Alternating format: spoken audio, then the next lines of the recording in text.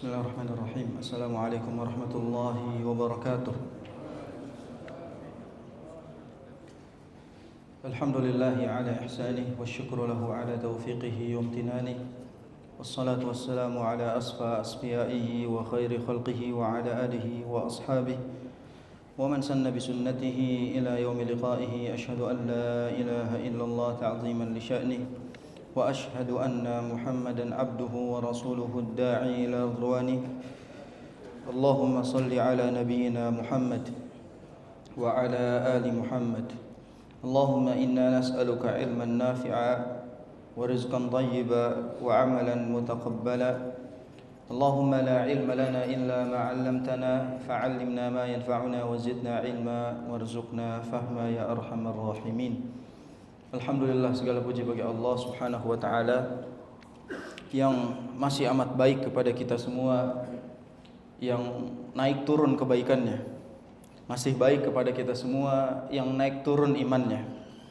Allah Azza wa Jalla masih begitu mencintai, menyayangi kita di saat kita kadang melupakannya. Allah Subhanahu wa taala selalu memberikan kita nikmat dan rahmatnya di saat kita justru mempersembahkan maksiat kepadanya. Segala puji bagi Allah Subhanahu wa taala yang masih memberikan hambanya kesempatan, dan Allah tidak langsung mengazab hambanya yang melakukan kemaksiatan dan dosa. Bayangkan bila semua dosa dan azab Allah balas secara langsung, maka kita tidak mungkin bisa hidup sampai dengan malam hari ini. Bayangkan bila setiap dosa Allah tampakkan, mungkin buruk rupa wajah kita. Bayangkan bila dosa itu berbau, bayangkan bila dosa itu berwarna, maka entah bagaimana bentuk kita, saking banyak dosa kita kepada Allah Subhanahu wa taala. Astaghfirullahalazim. Semoga Allah Subhanahu wa taala mengampuni dosa-dosa kita. Salawat dan salam terlimpah curahkan kepada Nabi kita yang mulia, Nabi Muhammad sallallahu alaihi wasallam, yang dengan wasilah dan perjuangan beliau sallallahu alaihi wasallam kita bisa hidup mulia di atas Islam. Kita bisa menjadi manusia yang Allah muliakan, menjadi umat yang terbaik, khairu ummatin ukhrijat linnas. Itu sebab perjuangan dari Rasul sallallahu alaihi wasallam, dan ini semua berkat dari perjuangan dakwah beliau sallallahu alaihi wasallam, sehingga kita pantas dan berani mengatakan nahnu qaumun a'azzanallahu bil Islam. Kita adalah kaum yang Allah Subhanahu wa taala muliakan kita dengan Islam. Kalau bukan Islam yang kita anut, kalau bukan Islam yang kita pegang, mungkin kita hidup di atas kehinaan. Begitulah kata Umar bin Khattab. Kata beliau, kami adalah kaum yang Allah muliakan dengan Islam, dan barang siapa menginginkan kemuliaan selain dari Islam, maka Allah akan menghinakannya. Sehingga kehinaan kalau kita tidak hidup di atas iman, kehinaan kalau kita tidak hidup di atas Islam. Dan Allah Subhanahu wa taala menurunkan Rasul yang mulia, yang amat mencintai kita, yang kadangkala kita ini harusnya malu mengaku sebagai umat Rasul sallallahu alaihi wasallam, namun jauh sekali dari kategori umatnya, standar umatnya. Kita ini katanya umat Rasul, tapi akhlaknya akhlak Abu Jahal, jamaah. Umatnya umat Rasul, tapi akhlaknya akhlak Abu Lahab. Subhanallah. Itu membuktikan bahwasanya kita harus terus memperbaiki kualitas diri kita, agar kita pantas sebenarnya mengucap diri kita adalah akhlak umat dari Rasul sallallahu alaihi wasallam. Masya Allah, miknya nggak mau dipegang tangan kiri, jamaah. Pas pindah tangan kiri mati miknya. Subhanallah, ini luar biasa.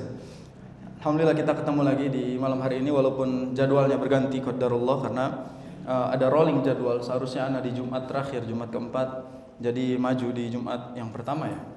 Masih Jumat yang pertama. Alhamdulillah saya bersyukur di rolling ke Jumat yang pertama. Kalau tidak Jumat kedua afwan. Kalau tidak maka Jumat terakhir mungkin bermacet-macet ria di jalanan ya. Insyaallah menjelang entah orang-orang untuk apa macet-macetan di akhir tahun. Seharusnya mereka mulai memperbanyak kedekatan dirinya dengan masjid. Mereka itu datang ke masjid, dicariin sama masjid itu. Harusnya kita ini kembali kepada Allah Subhanahu wa taala. Allah kasih kesempatan hidup, Allah kasih umur, itu harusnya kita maksimalkan buat kembali kepada Allah Subhanahu wa taala. Ya, harusnya kita sadar. Harusnya perginya tahun, bergeraknya waktu itu membuat kita muhasabah bahwasanya sempitnya kehidupan, sebentarnya kesempatan dari Allah Subhanahu wa taala. Itu harus dipikirkan. Apa yang antum harapkan dari tiup-tiup trompet memangnya? Khawatir malam tersebut trompet sangkakala yang tiup oleh malaikat ya. Berbahaya, kita belum siap dalam keadaan banyak dosa, belum minta ampun, belum taat. Antum tiup trompet, malaikat tiup trompet, kan bahaya gitu. Maka kita selesai semua. Maka dalam hal ini sadarlah bahwa kematian bisa datang kapan saja. Allah Subhanahu wa taala mendatangkan bencana, musibah itu buat kita mengingat. Jangan banyak-banyak melakukan kemaksiatan, jangan banyak-banyak melakukan kerusakan. Sudah pulang, bertaubatlah kepada Allah Subhanahu wa taala. Insyaallah hari ini kita akan lanjutkan kitab masih pada bab yang keempat insyaallah. Dan mungkin bab ini pembahasannya akan kita persingkat karena masih membahas tentang inti pembahasannya, yaitu tentang durhaka kepada orang tua. Dan tema yang akan kita kaji yaitu hadis yang berkaitan dengan tidak ada surga baginya. Ini bahaya sekali judul ini. Wal'iyadzubillah. Tidak ada surga bagi siapa? Bagi orang-orang yang akan disebutkan di dalam hadis ini. Dan di hadis ini akan menjelaskan beberapa kategori orang-orang yang tidak tidak akan dilihat oleh Allah Subhanahu wa taala. Dan Allah Subhanahu wa taala akan acuh padanya. Allah Subhanahu wa taala tidak izinkan dia masuk ke dalam surganya, wal iyadzubillah. Padahal kita tahu jamaah bahwasanya kita ini punya 3 fase kehidupan. Fase dunia, fase habis dunia apa? Barzakh atau kubur. Pertanyaan saya, fase kubur itu untuk semua orang yang dikubur atau untuk semua orang yang mati? Banyak orang mikir, kalau gitu mending saya nggak usah dikubur biar nggak disiksa kubur gitu kan. Mending orang-orang yang dibakar karena dia nggak dikubur, nggak akan ada siksa kubur. Mending orang yang tenggelam karena dia tidak dikubur. Itu aneh. Fase hidup setelah dunia adalah fase barzakh atau fase kubur. Semua orang yang mati itu akan pindah ke alam tersebut, ke fase tersebut. Bukan berarti yang tidak dikubur tidak disiksa kubur, bukan. Bukan berarti orang yang tidak dikubur tidak akan bertemu malaikat munkar nakir, bukan. Tetap saja. Ya, sebagaimana mereka berdalil dengan hadis, kan katanya kalau udah dikubur terus berjalanlah orang-orang yang mengantarkannya, suara sendalnya sudah mulai hilang, maka jenazah akan didudukkan dan ditanyakan oleh 2 malaikat. Kalau nggak dikubur gimana Ustaz? Kan gitu. Nah ini pemikiran orang-orang yang nggak jelas. Seharusnya kita tahu bahwasanya yang disebut alam kubur itu bukan alam yang ada di kubur, tapi kehidupan setelah dunia. Nah itu disebut sebagai barzakh. Setelah barzakh ada akhirat. Nah ini fase kehidupan yang terakhir. Ini kita sebut fase kehidupan karena kita nanti di sana hidup. Dan abadi, lebih abadi daripada kehidupan dunia yang sementara ini. Jadi kalau kita hidup di dunia 60 tahun, di barzakh itu mungkin ratusan tahun, ya, bahkan ribuan tahun. Kalau misalnya kiamat Allah SWT takdirkan lebih panjang. Nanti ketika kiamat lebih lama lagi. Ya, bahkan di barzakh itu 50 ribuan tahun, lalu pindah ke akhirat dengan keabadian tak terhingga. Artinya ada kehidupan yang lebih panjang daripada kehidupan kita sekarang. Kita sekarang berlomba-lomba untuk hidup di fase yang ini, lupa mempersiapkan fase berikutnya, apalagi fase yang akan datang yaitu akhirat. Maka dalam hal ini pentingnya kita mempersiapkan itu semua. Dan dari 3 fase kehidupan, manusia itu diberikan 2, nikmat atau azab. Syaqi atau sa'id. Syaqi itu berarti sengsara, sa'id itu bahagia. Jadi di dalam kehidupan dunia, barzakh dan akhirat, manusia itu dikasih bahagia dan sengsara, nikmat dan azab. Kalau manusia hidup di atas nikmat di dunia berarti hidupnya bahagia. Lebih bahagia lagi kalau dia dapat nikmat hidup di kubur. Kalau dia dapat nikmat di akhirat itu jauh, itu puncak kebahagiaan. Yang sebaliknya, kalau manusia mendapatkan azab di dunia, lalu dia azab di kubur, lalu dia azab di neraka, di akhirat, ini menjadi kesengsaraan yang abadi buat dia. Maka dalam hal ini di akhirat itu cuma ada 2 tempat, surga atau neraka. Sengsara atau bahagia. Cuma ada surga dan neraka. Kalau kata Allah Subhanahu wa taala, orang-orang yang masuk surga adalah orang-orang bertakwa, maka jadilah orang bertakwa karena satu-satunya kunci kebahagiaan cuma itu. Dan Allah Subhanahu wa taala memberikan kabar misalnya tentang buruknya neraka dan kejamnya azab neraka. Maka kita minta pertolongan Allah Subhanahu wa taala tentang itu. Jadi ketika tema ini menyebutkan bahwasanya tidak ada surga baginya, berarti sama dengan neraka baginya. Wal'iyadzubillah. Jadi enggak ada tengah-tengah jamaah. Kadang-kadang kita mengatakan nih, ya Allah, saya ini nggak kuat kalau masuk neraka ya Allah. Tapi nggak pantas juga masuk surga. Jadi mau masuk mana sebenarnya? Minta surga nggak mau, berjuang ke surga juga nggak mau, disuruh masuk neraka merasa nggak sanggup. Ini aneh. Makanya Nabi SAW memerintahkan kita was'allaha al-firdaus al-a'la. Mintalah kepada Allah Subhanahu Wa Taala surga yang paling tinggi. Ya, gantungkan harapan kita kepada yang paling tinggi, yaitu surganya Allah Subhanahu Wa Taala. Di pertemuan yang lalu, ahibbati barakallahu fikum, kita bahas bahwasanya di antara 3 dosa besar yang disebutkan oleh Nabi sallallahu alaihi wasallam adalah durhaka kepada kedua orang tua. Dan durhaka di dalam bahasa Arab disebut al-uquq, uququl walidain. Dan uquq sebagaimana kita sudah jelaskan diambil dari makna asyaqqu wal qat'u. Asyaqqu artinya mencabik, merobek. Al-qat'u artinya memutus. Jadi anak yang durhaka adalah anak yang merobek hati orang tuanya. Anak yang durhaka adalah anak yang memutus rahmat Allah karena dia memutus baktinya kepada orang tua. Itu definisi secara bahasa bahwasanya orang yang durhaka kepada orang tua dialah yang memutus dan mencabik perasaan orang tuanya. Wal iyadu billah. Dan di pertemuan kali ini insyaallah kita akan sebutkan hadis-hadis yang masih berkaitan dengan uququl walidain, dan hadis ini lebih tajam bahwasanya Nabi sallallahu alaihi wasallam menjelaskan kepada kita ada orang-orang yang tidak akan dilirik oleh Allah azza wajalla. Pertama saya akan bahas hadis dulu dari Al-Mughirah ibn Syu'bah radhiyallahu an Rasulullah sallallahu alaihi wasallam qala inna Allah azza wajalla harrama alaikum uquqal ummahat. Lalu Rasul sallallahu alaihi wasallam bersabda, sesungguhnya Allah Subhanahu wa taala itu mengharamkan kepada kalian uququl ummahat, durhaka kepada para ibu. Kenapa di hadis ini cuma para ibu? Berarti ke bapak boleh durhaka? Para ulama menyebutkan seringkali penyebutan durhaka itu kepada ibu karena ibu lebih rentan didurhakai. Ibu lebih rentan didurhakai. Kenapa? Anak biasanya lebih berani sama ibunya. Sama bapaknya takut. Makanya durhakanya anak itu biasanya lebih rentan kepada ibunya. Padahal itu lebih berbahaya. Dan dia lebih berani sama ibunya. Apalagi ketika dia sudah tumbuh dewasa, ibunya kecil di hadapan dia. Maka dia makin berani kepada ibunya. Wal iyadu billah. Lalu di sini Nabi SAW juga menjelaskan bahwasanya wa'dal banat. Allah Subhanahu wa taala juga mengharamkan wa'dal banat, yaitu mengubur anak perempuan. Sebagaimana dulu kepercayaan jahiliyah, mereka itu menganggap anak perempuan itu aib. Jadi setiap ada anak perempuan yang lahir dikubur hidup-hidup. Mereka tidak mau ada anak perempuan yang lahir langsung dikubur hidup-hidup. Wa'iyadzubillah. Wa man'an wahad. Allah Subhanahu wa taala itu membenci orang-orang yang pelit dan orang-orang yang suka meminta-minta. Lihat.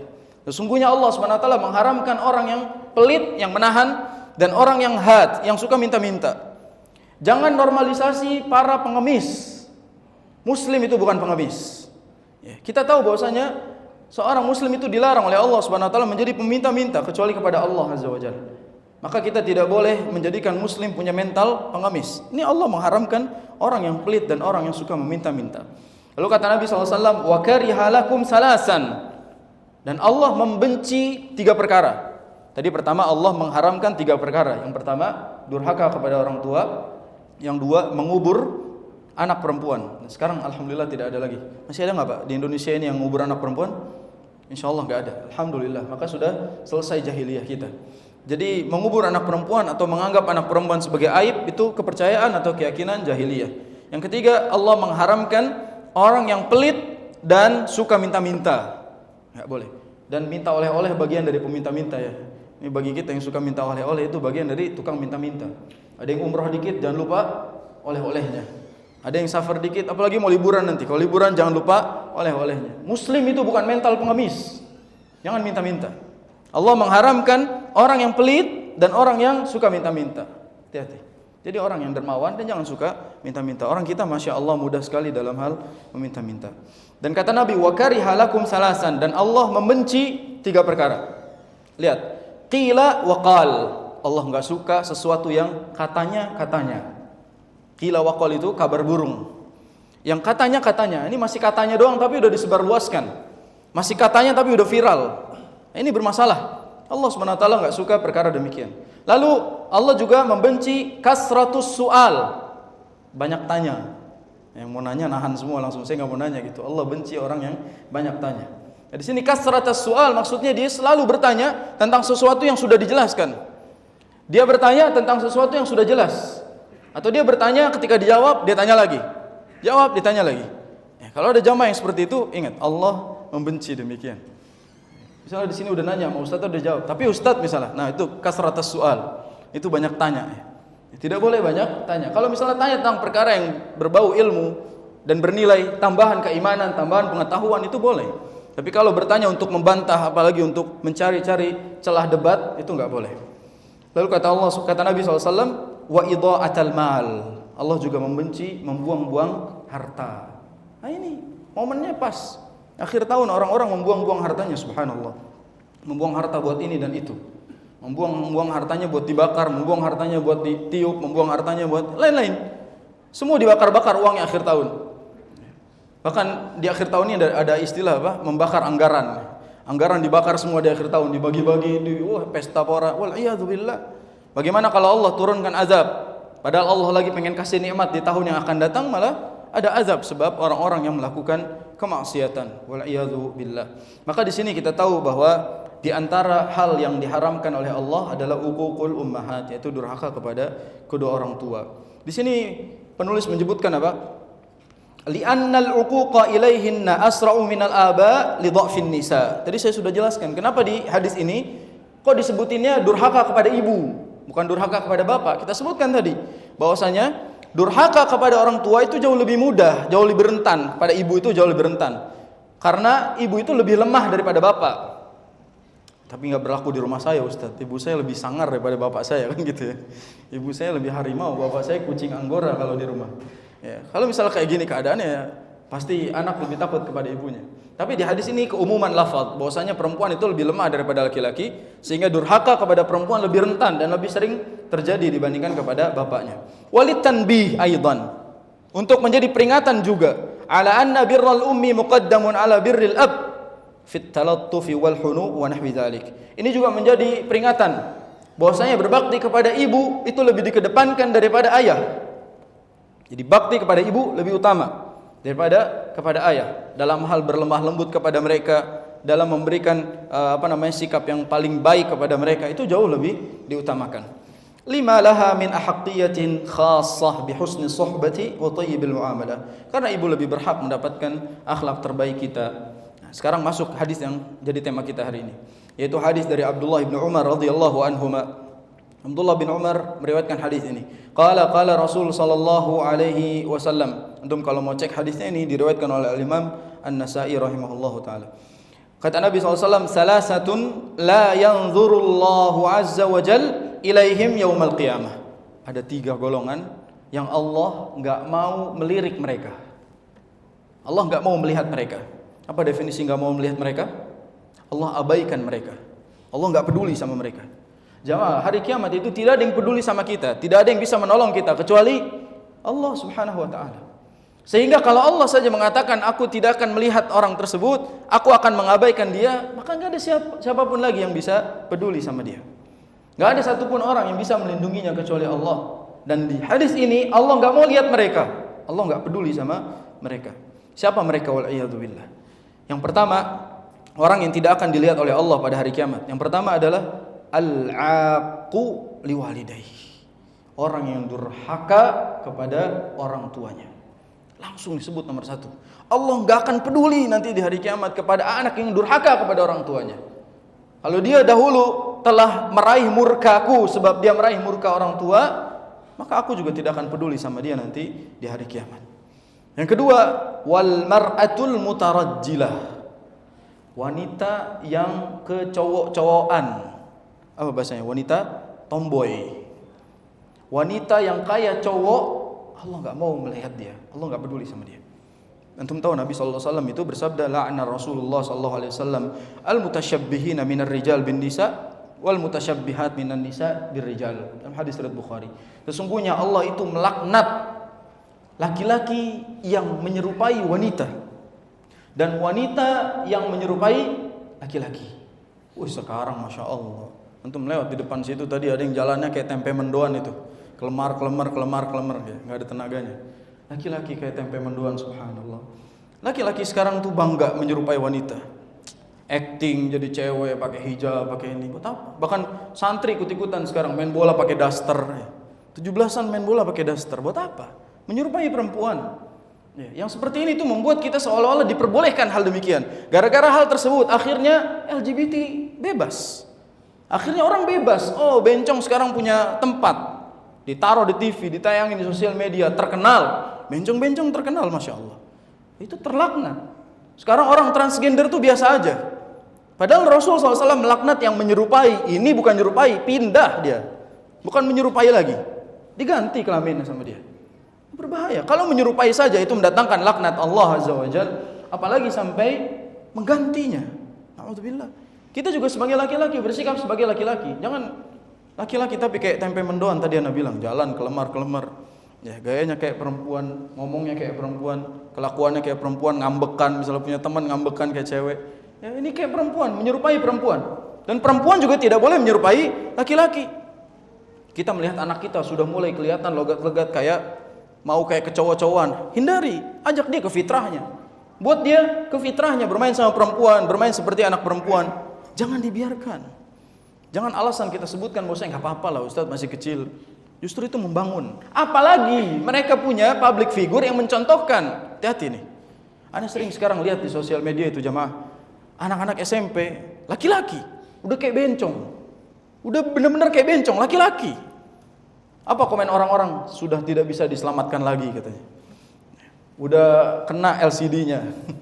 Udah kena LCD-nya, udah rusak deh. Coba bayangin. Dia masih kecil, karena dia punya public figure bencong terkenal, dia seneng. Ini yang kemarin viral-viral apa? Citayam Fashion Week itu, nyebrang-nyebrang jalan, banyak bencong-bencong di situ. Waliyadzubillah. Saya terang-terangan ngomong ini, video saya di-banned nggak apa-apa. Karena dakwah itu harus seperti ini. Kita harus jelaskan bahwa yang seperti ini terlaknat, nggak boleh. Kita tidak boleh menyerupai yang di luar fitrah kita. Allah lahirkan sebagai laki-laki, jadilah seperti laki-laki. Allah lahirkan seperti perempuan, maka jadilah seperti perempuan. Makanya Nabi SAW bersabda, la'anan Nabi SAW al-mukhannathin minar rijal wal mutarajjilat minan nisa. Allah melaknat perempuan yang kelaki-lakian dan laki-laki yang keperempuan-perempuanan. Waliyadzubillah. Nasihati kalau kita punya teman yang kayak gitu. Dia kalau di jalannya masih kayak tempe mendoan, sandung aja. Ya, kali-kali kita sandung biar sadar dikit. Ya, karena yang seperti ini tidak boleh dibiarkan dan tidak boleh kita senang, lucu ya punya teman kayak gini, nggak ada. Sekarang Masya Allah orang dianggap sebagai bagus kalau kayak gini bisa temenan sama perempuan, gak nyakitin hati perempuan. Salah. Kita harus tegur yang seperti itu, tidak boleh sampai dibiarkan. Waliyadzubillah. Nah di sini yang kedua itu, yaitu Allah Subhanahu Wa Taala tidak akan melirik atau tidak akan melihat mereka di hari kiamat. Yang pertama orang yang durhaka, kedua adalah perempuan yang seperti laki-laki. Yang ketiga Pak, ini antum khusus buat antum yang sudah punya istri. Wadayyuth. Allah itu tidak akan melihat orang yang dayyus. Dayyus itu dijelaskan oleh para ulama, alladzi mereka lah orang-orang yang tidak memerhatikan, la yubali, yang tidak peduli kepada siapa saja yang berkomunikasi atau datang ketemu istrinya. Laki-laki yang membiarkan istrinya itu dipandang oleh banyak orang kecantikannya. Laki-laki yang tidak cemburu istrinya menjadi perempuan yang diidamkan oleh laki-laki lainnya. Dayyus adalah laki-laki yang membiarkan istrinya joget di TikTok. Dayyus. Laki-laki yang membiarkan istrinya joget-joget itu dayyus. Karena dia membiarkan istrinya dilihat oleh mata-mata yang haram bagi dia. Waliyadzubillah. Atau juga dayyus adalah laki-laki yang membiarkan orang lain masuk ke rumahnya tanpa izin dia. Ini tercatat juga untuk para RT dan para RW. Tolong jangan masuk ke rumah warga kalau nggak ada suaminya ya Pak. Ya, kadang Pak RT ini alasannya mau ngurus inilah, ngurus itu, masuk ke rumah ini, kosong lagi, mana janda lagi kan, bahaya. Ini nasihat saya. Mungkin yang berani ngomong ke Pak RT Ustadz doang gitu. Yang lain nggak berani, diwakilin Pak Ustadz, Pak RT, Pak RW, Pak Lurah. Jangan berani masuk ke rumah orang kalau nggak ada suaminya. Kalau ada suaminya boleh. Nah ibu-ibu juga harus tahu bahwasanya yang boleh masuk ke rumahnya adalah orang yang dapat izin dari suaminya. Gak boleh sembarang orang masuk. Kadang-kadang jam kerja, suaminya lagi kerja, istrinya di rumah sama anak-anaknya. Jangan biarkan ada tamu laki-laki masuk ke rumahnya. Dan laki-laki yang membiarkannya dayyus disebutnya. Banyak kategori dayyus. Di antaranya tadi membiarkan istrinya ada orang yang masuk ke rumahnya sembarangan, atau membiarkan istrinya berlaku maksiat di luaran sana dan dia biasa aja. Membiarkan istrinya membuka auratnya di hadapan banyak orang, itu dayyus. Yang celaka suaminya. Karena suaminya tidak melarang itu. Dan dia tidak akan dilihat oleh Allah Subhanahu wa taala. Waliyadzubillah. Zaman sekarang Masya Allah sosial media itu terbuka semuanya. Semuanya ada masalahnya. Mulai dari yang masih anak-anak, ABG, gadis yang udah punya suami sampai yang janda kan gitu. Semuanya muncul. Kalau suami-suaminya nih biarin, apalagi nggak apa-apa Ustadz ada duitnya gitu, maka dia dayyus. Ustaz saya sengaja biarin istri saya bikin konten misalnya di sosial media karena ada duitnya. Biarinlah dia joget-joget nggak apa-apa, orang di konten doang. Dayyus, laki-laki seperti ini. Dia harus cemburu. Bahkan seorang laki-laki mukmin itu harus cemburu melihat istrinya dandan cantik untuk orang lain. Allah, kalau mau ke undangan itu udah cakep, udah dandan segala macam, wangi, masya Allah. Tapi giliran di rumah koyo kanan kiri kan, wanginya udah balsam kanan, balsam kiri. Boro-boro mau nyium, deket aja nenek-nenek gitu, udah nggak asik. Tapi kalau keluar rumah mau ke undangan, masya Allah, baju terbaik dipakai, dia dandan, dia cantik. Tanya buat siapa dandannya? Giliran keluar rumah dia cantik. Giliran keluar rumah dia mempercantik dirinya supaya tampil baik di hadapan banyak orang. Subhanallah. Maka yang membiarkan seperti itu kita harus sebagai suami, sebagai laki-laki tidak boleh membiarkan perempuan atau istrinya demikian. Waliyatubillah. Nah, ini nasihat bahwa 3 golongan yang tidak akan dilihat oleh Allah Subhanahu wa taala. Yang pertama adalah orang yang durhaka. Ini tidak dilihat, ini azab jamaah. Tidak dipedulikan oleh Allah Subhanahu wa taala. Yang kedua adalah perempuan yang seperti laki-laki. Perempuan yang kelaki-lakian. Yang ketiga, laki-laki yang keperempuan-perempuanan, dayus. Kenapa saya bilang perempuan? Berarti ini laki-laki takut sama istri. Ya, dia nggak berani negor istrinya. Ini keluar dari fitrah tentunya jamaah. Laki-laki takut sama istri adalah keluar dari fitrah. Ustaz, saya bukan takut, saya cinta, makanya nggak berani ngelawan gitu.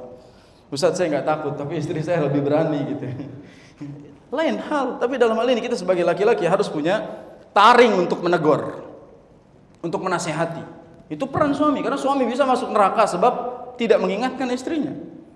Suami bisa masuk neraka diseret oleh istrinya nantinya. Waliyadzubillah. Maka harus menjadi laki-laki yang tidak dayus. Kita lanjutkan hadisnya. Lalu kata Nabi SAW, wasalasatun la yadkhulunal jannah. Ini penting. 3 golongan yang tidak akan masuk surga. Tidak ada surga baginya. Ini 3 golongan tidak ada surga baginya. Yang pertama adalah disebutkan oleh Nabi SAW, al-aqu liwalidayhi. Lagi, durhaka kepada orang tua. 2 kali. Yang pertama tadi Nabi bilang apa? Allah tidak akan melihat mereka di hari kiamat. Yang pertama, durhaka. Sekarang orang yang tidak akan masuk surga, yang pertama, durhaka. Lihat dahsyat, 2 kali. Disebutkan di 2 kategori. Dia masuk nominasi 2 kategori. Nominasi yang pertama adalah dia tidak akan dilihat oleh Allah dari kiamat. Nominasi kedua, dia tidak akan masuk surga. Waliyadzubillah. Yang pertama adalah orang yang durhaka kepada kedua orang tuanya. Yang kedua, wal mudminu alal khamr. Orang yang kecanduan minum khamr. Zaman sekarang khamr enggak ada. Tapi bintang ada, anggur merah ada, ini ada. Kan enggak ada khamr. Enggak disebut khamr, padahal itu semua khamr. Kata Nabi SAW, kullu muskirin khamrun wa kullu khamrin haram. Semua yang memabukkan itu khamr disebutnya. Dan semua khamr itu haram. Barang siapa telah meminum khamr di dunia, maka Allah haramkan khamr di akhirat. Padahal Allah siapkan sungai min khamrin ladzatil lisyaribin. Allah siapkan sungai dari khamr yang lezat untuk diminum. Jadi kalau ada orang ngajak kita minum khamr di sini, bilang nanti aja di surga. Kalau misalnya kita sudah minum di dunia, maka kita tidak dapat kesempatan minum di dalam surga. Wal'iyadzubillah. Jadi orang yang kecanduan khamr, itu dia masuk kategori orang yang haram masuk surga. Tadi saya bilang bahwa ketika mereka sudah minum di dunia, maka tidak mungkin minum lagi di akhirat. Yang ketiga, wal mannanu bima a'ta. Ini hati-hati nih. Orang yang suka mengungkit-ungkit pemberian. 3 golongan yang tidak akan masuk surga. Yang pertama durhaka kepada orang tua, kedua pecandu khamr, ketiga orang yang suka ngungkit-ngungkit pemberian. Ngasih ngungkit lagi. Ana punya cerita kelam tentang wakaf jamaah. Mungkin ini relate sama kita semua. Kadang ada orang wakafkan sesuatu, itu diungkit 7 turunan. Padahal di wakaf, namanya wakaf dia ngasih. Harusnya tidak diungkit-ungkit lagi. Ya ketika dia wakaf, nanti di masa-masa yang akan datang dia ingat bahwasanya sesuatu ini wakaf dia, maka dia harus ungkit lagi. Ada cerita satu masjid diwakafkan oleh keluarganya. Itu tanah diwakafkan, masjid juga diwakafkan buat jamaah di situ. Ya udah dibuat masjid, tanah wakaf. Lalu singkat cerita keluarganya ada beberapa generasi berikutnya, 2-3 generasi. Nah, tiba-tiba masjid itu DKM yang kepengurusannya, imam lain-lainnya tidak sesuai sama selera keluarga itu. Si keluarga pewakaf. Kata keluarga itu apa? Harusnya suka-suka keluarga saya masjid ini, mau kayak gimana DKM-nya. Harusnya masjid ini harus sesuai keinginan keluarga saya, imamnya seperti apa, dari golongan apa, karena ini wakaf keluarga saya. Lihat, diungkit pemberiannya. Namanya wakaf, sudah kasih. Maka tidak ada urusan lagi. Yang wakaf tidak boleh lagi ngoprak-ngaprek lagi. Ngotak-ngatik itu nggak boleh. Sama kita kalau ngasih seseorang jangan diungkit-ungkit lagi. Apalagi diminta balik. Ya. Makanya kata orang apa? Borok sikutan ya. Udah ngasih, terus nanti sikutnya borok gara-gara minta apa yang dia sudah kasih gitu. Jadi jangan sampai kita mengungkit-ungkit apa yang sudah kita kasih. Termasuk suami kepada istri. Termasuk istri kepada suami. Apa yang sudah dikasih sudah. Jangan diungkit-ungkit lagi. Dan kita tidak boleh perhitungan terhadap apa yang kita kasih. Definisinya kalau kita ngasih atau melakukan satu kebaikan itu seperti orang yang membuang kotorannya. Maka dia ikhlas dan lupa bentuknya. Ada yang masih ingat tadi keluarnya warna apa, bentuknya gimana? Masih diingat-ingat, diungkit-ungkit lagi? Nggak ada. Anggaplah seperti itu dalam melakukan kebaikan. Kita buang dengan ikhlas dan kita tidak ingat lagi wujudnya seperti apa. Bahkan kita kalau salah masukin uang ke kenceleng itu kepikirannya 2 bulan itu. Kan nyiapin 2 itu, ada 2.000, satu lagi 50.000. Lagi ngantuk yang dimasukin 50.000. Wah, itu ngedumelnya sampai berbulan-bulan. Ya Allah, kenapa yang gocap yang dimasukin gitu. Rencana 2.000 yang masuk gocap, rugi 48.000 gitu. Rugi, bayangin. Dia sedekah bilang rugi, bayangin. Subhanallah. Maka jangan sampai seperti itu, kita ungkit-ungkit. Setiap kebaikan kita lakukan, keluarkan dengan ikhlas, lupakan, itu rumusnya. Setiap kita melakukan kebaikan apapun, ngasih atau apa, lakukan, udah ikhlaskan, lupakan. Jangan diungkit-ungkit lagi. Jadi lupakan seluruh kebaikan kita kepada orang lain dan jangan lupakan kebaikan orang lain kepada kita. Ingat kebaikan orang kepada kita, tapi kalau kebaikan kita kepada orang, lupakan segera. Karena jangan sampai kita ungkit-ungkit. Apalagi kalau soal meminjam duit itu.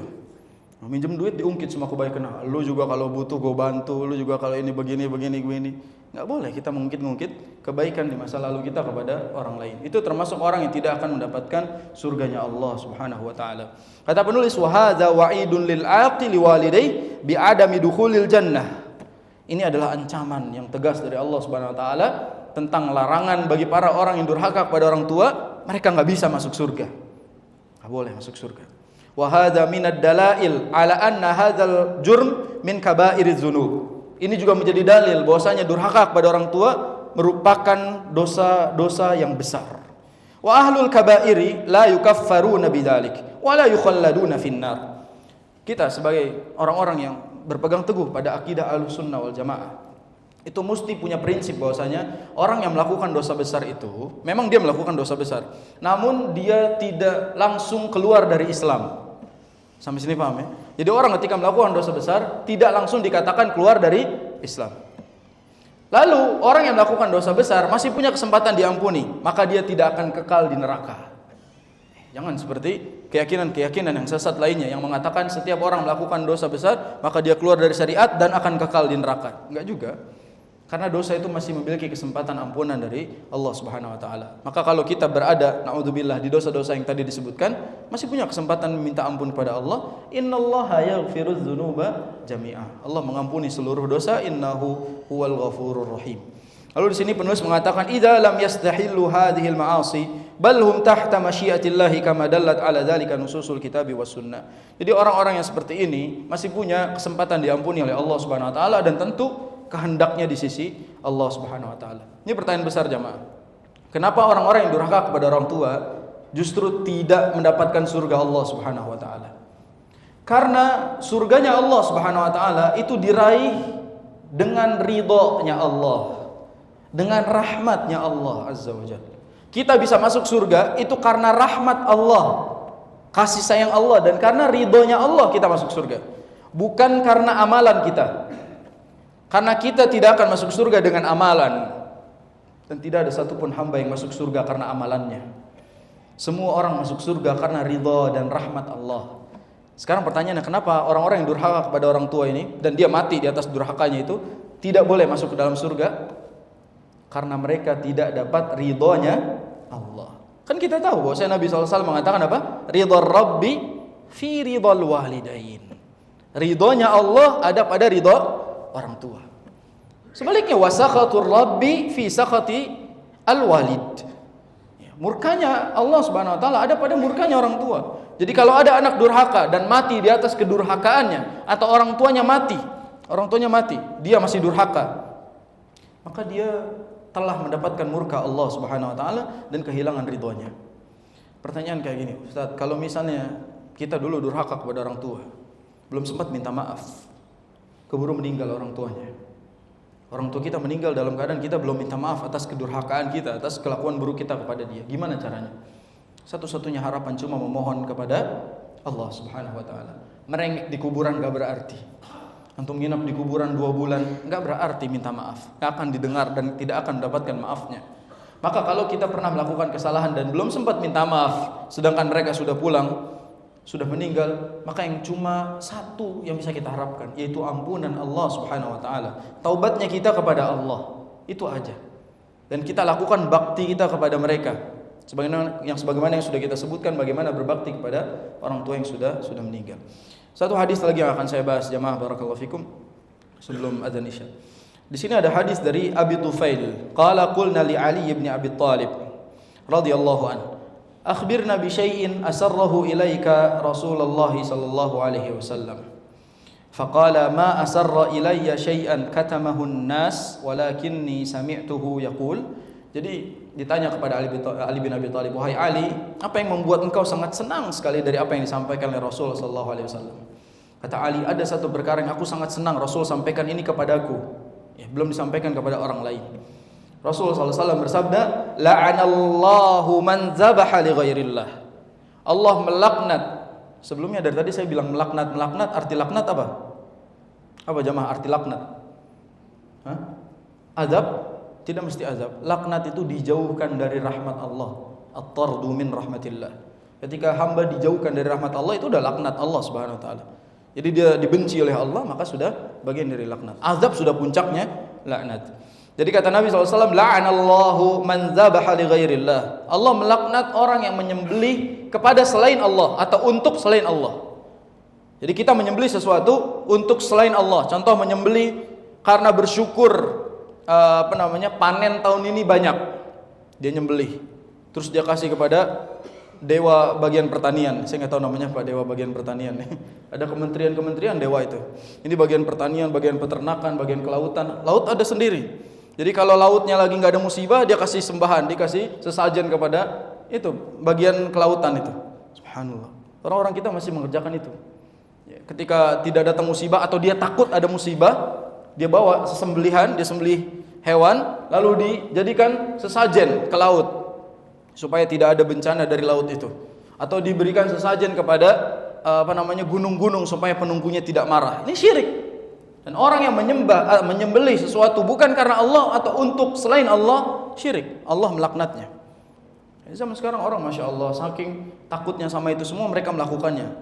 Pinter lagi mainnya. Mereka bilangnya gini, saya ini bukan menyembelih sesuatu kepada selain Allah. Ini buat Allah sebenarnya, cuma melalui perantara yang jaga laut ini katanya. Dititip lewat Nyi Roro Kidul biar nyampe gitu. Nggak mungkin. Hebat. Antum masih percaya sama keyakinan demikian, padahal antum berdiri di atas agama Islam yang hak. Tegakkan tauhid yang lurus, maka itu kemuliaan hidup kita. Jangan sampai kita itu nanti antum liburan misalnya ke pantai selatan. Jangan pakai baju hijau ya katanya. Nanti dibawa pulang sama penunggu ini. Kalau antum masih yakini, maka syirik. Wal'iyadzubillah. Dan kita ini harus berdiri di atas ketauhidan kepada Allah Subhanahu wa taala. Mengesahkan Allah. Allah yang bisa memberikan keselamatan, Allah juga yang bisa menurunkan musibah dan ujian buat kita. Maka poin pertama yang disampaikan oleh Ali bahwasanya Rasul bersabda, Allah melaknat orang yang menyembelih selain kepada Allah. Wa la'anallahu man awa muhditsan. Allah Subhanahu wa taala juga melaknat orang-orang yang man ya'ti bi fasadin fil ard. Allah melaknat orang-orang yang membawa kerusakan di muka bumi. Di sini wala'anallahu man awa muhdisan. Allah melaknat orang yang melindungi para perusak. Jadi Allah melaknat orang yang melindungi para koruptor. Allah melaknat orang-orang yang melindungi orang-orang yang jelas-jelas salah tapi dibebaskan. Allah laknat mereka. Kalau misalnya kita lihat sekarang keadilan di kehidupan kita di dunia ini terasa sangat tidak adil dan banyak orang terzalimi, yakinlah pengadilan akhirat tidak mungkin terjadi kejadian yang sama. Kita serahkan biar Allah yang menjadi hakimnya nanti. Allah Al-Hakim dan Allah Al-Hakim, Al-Adil. Allah SWT Maha Adil, Maha Bijaksana, Maha yang menghakimi dengan sangat adil. Maka dalam hal ini kita lihat orang-orang yang menyembunyikan kebenaran Sekarang terjadi banyak, siapa yang salah, siapa yang ditangkap misalnya. Maka Allah melaknat orang-orang yang melindungi ini. Kita tidak boleh ikut-ikutan melindungi orang yang salah. Karena di situ ada ancaman khusus dari Nabi SAW. Wa la'anallahu man la'ana walidayhi. Dan Allah melaknat orang-orang yang melaknat orang tuanya. Allahu akbar. Allah melaknat orang-orang yang melaknat orang tuanya. Bagaimana cara melaknat orang tua?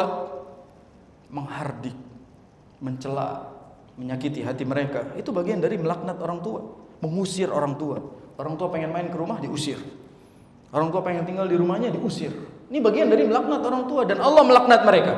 Wal'iyadzubillah. Dan kata Nabi SAW, wala'anallahu man ghayyaral manar. Dan Allah Subhanahu wa taala melaknat orang yang mengubah batas tanah orang lain. Biasanya kan kalau tanah itu ada batasannya. Nah, dia merubah, ditambahin misalnya tanah dia yang bukan tanah dia diakui sebagai tanah dia. Ini juga berlaku jamaah kepada orang yang punya mobil nggak punya garasi. Ngambil tanah orang, ngambil jalan orang, ngambil lapak orang. Ini jangan main-main soal perkara ini. Karena menzalimi orang itu besar di hadapan Allah Subhanahu wa taala. Jangan sampai kita itu berani mengubah hak orang lain. Kalau itu punya orang, kita nggak boleh haknya. Nggak boleh mengambil haknya sedikit pun.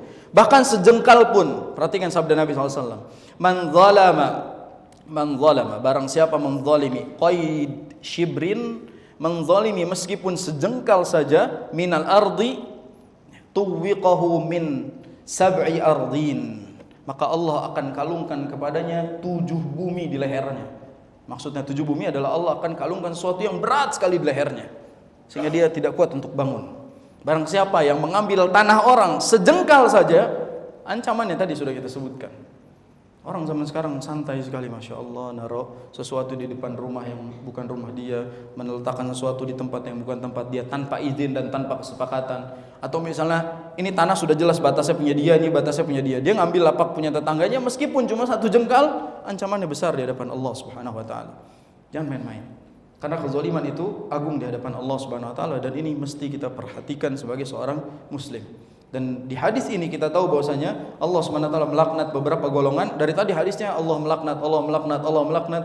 Ini semua bukti bahwasanya ada banyak sekali ancaman dari Allah Subhanahu wa taala agar kita hati-hati di dalam bersikap.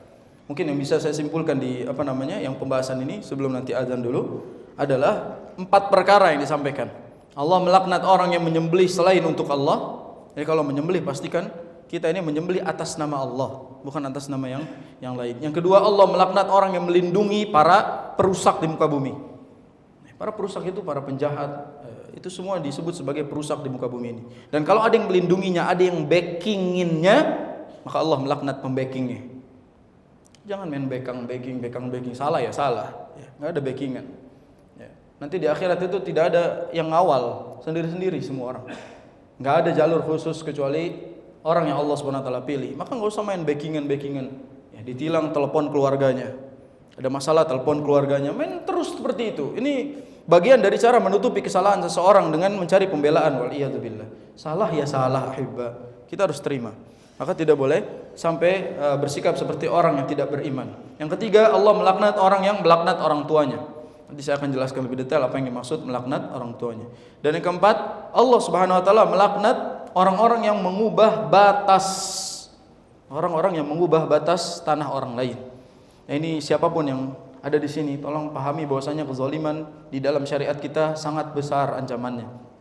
Jangan main-main tentang perkara tersebut. Ya sudahlah, hidup di tempat yang sudah menjadi hak kita, jangan ambil hak orang lain sedikit pun.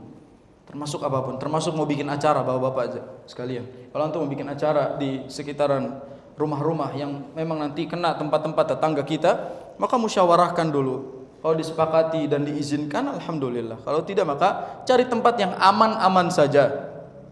Kadang-kala memang ada acara yang sampai menutup jalan. Ada satu tetangga, bahkan satu komplek tetangga tidak setuju, tidak ridho dengan acara tersebut, tapi tetap terpaksa dijalankan karena sudah dapat izin.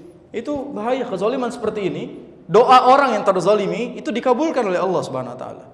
Ada orang misalnya dia pengen berangkat kerja, pas keluar misalnya ketutup jalan pintu keluarnya sama parkir mobil keluarga atau parkir mobil antum, itu menzalimi. Jangan sampai demikian. Wal'iyadzubillah. Maka yang seperti ini, kezaliman seperti ini, walaupun cuma sejengkal kita ngambil, itu berat di hadapan Allah Subhanahu wa taala. kita selesaikan bab ini, bab keempat, supaya di Desember ini selesai materi tentang birrul walidain dan uququl walidain. Karena berulang-ulang pembahasannya, dimulai dari berbakti kepada kedua orang tua, lalu dilanjutkan dengan durhaka kepada mereka. Dan asyai'u yu'raf bididdihi, sesuatu itu dikenal dengan lawannya. Jadi kalau kita sudah bahas berbakti, sudah dibahas lawannya, sudah jelas perkaranya. Sama seperti menjelaskan tauhid, cukup jelaskan kesyirikan, maka tauhid sudah selesai. Maka dalam hal ini saya sudah menjelaskan lawannya, yaitu durhaka kepada orang tua, dan sudah jelaskan bahkan bab tentang birrul walidain 2 bab. Maka insyaallah kita selesaikan di tahun ini, dan pertemuan yang akan datang insyaallah di tahun yang akan datang. Semoga Allah SWT berikan kemudahan dan kesehatan buat kita semua. Kita akan lanjutkan bab yang baru biidznillah. Mengenai tadi hadis bahwasanya Allah SWT melaknat orang-orang yang melaknat orang tuanya, itu juga pernah ditanya oleh para sahabat, wa kaifa yal'anu ar-rajulu walidayhi, bagaimana seseorang dikatakan melaknat orang tuanya. Lalu kata Nabi sallallahu alaihi wasallam, yasubbu ar-rajulu abar rajuli fayasubbu abahu wa yasubbu ummahu. Kategori seperti ini bisa dikatakan ketika seseorang mencela, menghina orang tua orang lain. Maka ketika kita mencela orang tua orang lain sama dengan kita mencela orang tua kita. Nah, di sini hadis ini menjelaskan bahwasanya mencela orang tua teman kita, misalnya orang lain, itu bagian dari mencela orang tua kita, apalagi mencela orang tua kita sendiri secara langsung. Maka kalau kita ngata-ngatain orang tua teman kita, ngata-ngatain orang tua orang lain, itu juga bagian dari seperti ngata-ngatain orang tua kita. Ngejelek-jelekin orang tua orang lain sama dengan ngejelek-jelekin orang tua sendiri. Maka berhati-hatilah terhadap perkara tersebut. Jadi yang dimaksud melaknat adalah yasubbu, mencela, menghina, ya, ngata-ngatain, ngejelek-jelekin, merendahkan. Itu bagian dari konsep melaknat orang tua. Saya akan simpulkan terakhir di sini betapa bahayanya durhaka kepada kedua orang tua. Bahaya yang pertama, durhaka kepada orang tua sebagaimana yang dijelaskan di pertemuan yang lalu, bahwa azabnya disegerakan. Azabnya Allah Subhanahu wa taala segerakan. Dan kita sudah bahas waktu itu hadisnya bahwasanya di antara dosa yang Allah Subhanahu wa taala segerakan azabnya adalah durhaka kepada orang tua. Kata Nabi SAW, ma min dzambin ajdaru an yu'ajjilallahu li sahibihi al-uquqbata fid dunya ma'a ma yaddakhiru lahu fil akhirah min al-baghi wa qati'atir rahim. Ini bagian juga di antara dosa-dosa yang Allah segerakan azabnya adalah durhaka kepada orang tua, pemutus silaturahim, dan al-baghi, orang yang zalim atau melakukan kemungkaran. Itu bahayanya durhaka kepada orang tua. Yang pertama adalah azabnya Allah segerakan. Yang kedua, Allah Subhanahu wa taala haramkan dia dari surga. Tadi hadis sudah kita baca, Allah melaknat atau mengharamkan surga dari 3 golongan. Yang pertama adalah durhaka kepada orang tua. Bahaya yang ketiga adalah Allah tidak akan melihat mereka. Allah tidak akan peduli sama orang-orang yang durhaka kepada orang tua di dunia dan akhirat. Di dunia Allah enggak akan dengar semuanya. Apalagi nanti di akhirat Allah Subhanahu wa taala akan biarkan mereka. Bahaya yang keempat yang juga kita harus berhati-hati adalah Rasul sallallahu alaihi wasallam mendoakan celaka bagi hambanya yang gagal berbakti kepada orang tuanya. Rasul SAW mengaminkan doa dan bahkan menyebutkan raghima anfu rajulin selama 3 kali, sebanyak 3 kali. Raghima anfun, thumma raghima anfun, thumma raghima anf. Celaka, celaka, celaka. Lalu para sahabat bertanya, "Man ya Rasulullah, siapa yang kau sebut celaka wahai Rasulullah?" "Man adraka abawaihi indal kibari ahaduhuma aw kilaihima falam yudkhilil jannah." Barang siapa yang masih punya orang tua, salah satunya atau kedua-duanya, namun dia gagal masuk ke dalam surganya Allah Subhanahu wa taala. Jadi Rasul mendoakan kecelakaan, celaka bagi orang-orang yang durhaka kepada kedua orang tuanya. Dia gagal masuk surga gara-gara dia durhaka kepada kedua orang tuanya. Bahkan di hadis yang lain kisah tentang Rasul yang menaiki tangga mimbarnya. Ketika Rasul menaiki tangga pertama mengatakan amin, tangga kedua beliau mengatakan amin, tangga ketiga beliau mengatakan amin. Para sahabat terheran-heran kenapa Nabi bilang amin amin 3 kali padahal jelas tidak ada yang berdoa. Ternyata Nabi SAW mendengarkan Jibril berdoa. Inna Jibril alaihi salam aradali. Sesungguhnya Jibril itu berdoa dan ditampakkan kepadaku. Jadi yang pertama Jibril mengatakan bu'dan liman adraka Ramadan falam yughfarlah. Celaka orang yang berjumpa dengan Ramadan namun dia tidak mendapatkan ampunan Allah. Kata Nabi amin. Yang kedua, amin yang kedua kata Rasulullah SAW, falamma raqitu tsaniyah, saya naik tangga yang kedua, Jibril bilang bu'dan liman dzukirta indahu falam yusalli alaika. Yang kedua adalah celakalah orang yang ketika disebutkan namaku, yaitu nama Nabi SAW, namun dia tidak mau bersolawat kepadaku. Celaka. Lalu diaminkan oleh Nabi. Dan yang terakhir di tangga yang ketiga, Jibril mengatakan, bu'dan liman adraka abawahul kibara indahu aw ahaduhuma falam yudkhilahul jannah. Celakalah orang yang masih punya orang tua namun dia gagal masuk surga, tidak mendapatkan ridho keduanya, tidak berbakti kepada keduanya, bahkan dia durhaka kepada keduanya, maka celakalah. Yang terakhir, apa bahayanya berdurhaka kepada kedua orang tua? Rasul sallallahu alaihi wasallam bahkan menyebutkan ketika ada seseorang yang datang untuk berjihad fisabilillah. Ini pernah kita bahas di bab birrul walidain. Ketika ada orang yang datang meminta izin agar diizinkan ikut jihad. Jihad adalah amalan yang paling mulia. Lalu seorang sahabat datang kepada Rasul, izin ingin ikut berjihad fisabilillah. Kata Rasul, apakah orang tuamu masih hidup? Kata sahabat itu, iya ya Rasulullah. Tadi mereka nangis ketika saya ingin berangkat ke medan perang. Apa Rasul bilang? Irji' ilaihima fa'adhikhuma kama abkaitahuma. Buat mereka ketawa sebagaimana kamu buat mereka nangis. Jadi ketika kita membuat mereka nangis, itu sudah masuk ke dalam kategori durhaka kepada mereka. Dan bahayanya orang seperti ini gak boleh ikut jihad fisabilillah. Saking utamanya berbakti kepada kedua orang tua. Jadi kalau di-compare mana yang lebih utama antara jihad fisabilillah dengan berbakti kepada kedua orang tua, maka kita kedepankan orang tua kita. Dan ini pertanda bahwasanya kedudukan orang tua itu benar-benar Allah setarakan haknya. Allah SWT setarakan hak orang tua. Hadza wallahu alam. Maka selesailah bab 4, yaitu bab durhaka kepada kedua orang tua. Semoga Allah SWT jauhkan kita dari sikap durhaka kepada orang tua kita, dan semoga Allah bimbing dan berikan taufik kepada kita agar menjadi anak yang berbakti untuk mereka. Dan kalau kita sudah punya anak, semoga Allah SWT jadikan anak-anak kita berbakti kepada kita dan tidak durhaka kepada kita. Semoga Allah SWT pertemukan kita lagi di waktu yang akan datang. Pesan ana, perbaiki diri, istighfar, dan update kualitas diri kita di tahun yang akan datang. Jadikan pergantian tahun itu sebagai perbaikan, bukan sebagai pesta dan dirayakan. Karena Allah Subhanahu wa taala tidak menginginkan kita merayakannya, namun Allah menginginkan kita memuhasabah dan memaksimalkan setiap kesempatan yang Allah berikan. Yang terpenting dari tahun baru adalah Ramadan, jamaah.